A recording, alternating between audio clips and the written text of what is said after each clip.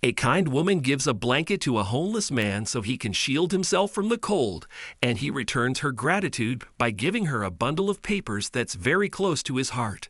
Little does the man know this event will change his life forever. Before we continue, please take some time to subscribe to Dailydose, like and share this video with your friends. It might brighten their day and inspire them to do good. Also keep watching because an important lesson awaits at the end of the video. Sandra exited the bookstore, clutching the latest release by her favorite author. She had studied creative writing at Harvard and was working as an editor for a small agency in New York. While she hadn't delved into the writing and publication industry for more than 3 years, Sandra had big dreams and wanted to have her own agency one day. When Sandra walked out of the bookstore that day, she was excited to start reading her new purchase. The weather in New York was ideal for a lazy reading day, with the snow falling around and a cool breeze sweeping across the city. Sandra couldn't wait to go home, get some coffee, and dive right into the book. As she crossed the first street after the bookstore, Sandra was all happy and cheerful, until she saw something that made her feel awful. She saw a homeless man shivering in the cold at the corner of the street. The weather around was chilly, and looking at the man's condition, Sandra knew he could fall sick easily in the weather. She knew she had to do something to help him and approached him. "Excuse me, sir," she said. "Are you going to stay here for a while? My home is nearby. I can get you a blanket and some tea to keep you warm." As Sandra said that, the man looked up and tears welled up in his eyes. "Thank you, miss. Please, that would be very kind of you. So many people went by, but no one volunteered to assist me." "That's all right, sir. I'll be right back. Please stay here, okay?" she asked, and the man nodded. Sandra's home was close enough, so she walked as fast as possible and returned to the man with a blanket and some tea in a thermos flask. When she offered them to him, he wouldn't stop thanking her. "You are an angel," he cried. "How will I ever pay you back?" "You don't need to, sir," she replied with a smile. "Just take care of yourself. I'm Sandra, by the way." "I'm Roger," the man said, taking a sip of the tea she had brought him. "You have a generous heart, Sandra. Do you enjoy reading? I spotted you carrying a book when you came to me earlier." "Oh, you have a good eye, Roger," she laughed. "Yes, I love reading. In fact, I'm always looking for new authors and themes to read, and I'm currently obsessed with Sherry Lapina. She's amazing." "I see." Roger gave a slight nod. "In that case, can I tell you something?" "Go ahead. I'm all ears." "I know you might not believe me, but I used to be a writer too," he said. "It's just that things don't always work out. A tragic accident took away my writing ability. I lost my family in a horrible accident, was unable to cope, and eventually gave up on life. You see, I'm only counting my days now." "Oh God," Sandra gasped. "I am so sorry. I had no clue." "It's okay. It wasn't anyone's fault. God had it planned this way for me.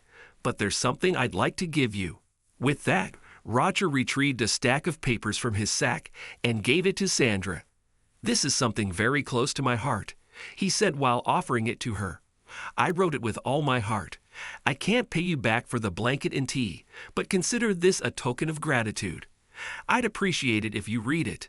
"Sure, Roger. Why not? As I said, I'd love exploring new writers," she replied, accepting it, hoping it would cheer him up. "Thank you very much," he replied quietly.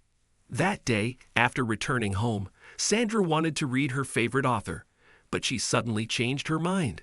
She decided to give the papers she had received from Roger a chance, so she prepared coffee and got in her warm, comfy blanket, reading it sheet after sheet. Halfway into her reading, Sandra was in tears. The story Roger had written in those sheets was his. It was his autobiography, and she couldn't believe how tragic and sad life had been for him. Roger didn't come from money and aspired to be a successful writer. His parents didn't support his passion, so he sought odd jobs to fund it. However, when he finally received an offer from a major publisher, his parents were killed in a horrific car accident. Roger had always been close to them and hoped that proving himself would ultimately make them proud. But he never got the chance. Unable to cope with their death, he gave up on everything, even what he loved the most. Writing. Sandra's tears didn't stop falling as she finished reading Roger's story. Something in her heart told her that the rest of the world needed to hear this story. She couldn't let Roger's efforts go to waste. He was gifted and deserved to live a happy life. So she sat at her computer the next morning at work and began editing his draft. In a few weeks' time, she made a proper manuscript out of it and presented it to her head. "I'm sure this will work wonders," she told her. "We need to publish his book. I went through it several times myself, and I believe giving it a shot will be worth it. It has the potential to bring excellent results to our agency." After a team meeting, the agency decided to publish it, and Sandra's happiness knew no bounds. After work, she hurried to the location where she'd met Roger and luckily found him there. But when she told him he would be published, he didn't appear happy. "It's irrelevant now, Sandra. I lost people I loved. What's the point of it all now?" Sandra held his eyes and said, "You will do it for yourself, Roger. You are talented, and you deserve every bit of appreciation. If nothing, do it for me once. Please, come with me." Roger was still apprehensive, but when Sandra persisted, he relented. And so it happened that when the book was published, it became a quick success. Many young people were inspired to pursue their dreams after reading Roger's story, thanks to Sandra. Roger was now no longer homeless and became famous. After his book signing event, Sandra came to pick him up. "Thank you so much, Sandra," Roger told him as he settled in the car. "If it weren't for you, I would have never realized the worth of my talent." "It's only the beginning, Roger," she replied. "You have a great future ahead of you." Roger and Sandra became good friends, and while Sandra still has to fulfill her dream, she's delighted she helped someone like Roger achieve his. There's nothing like the joy of helping someone achieve their dreams.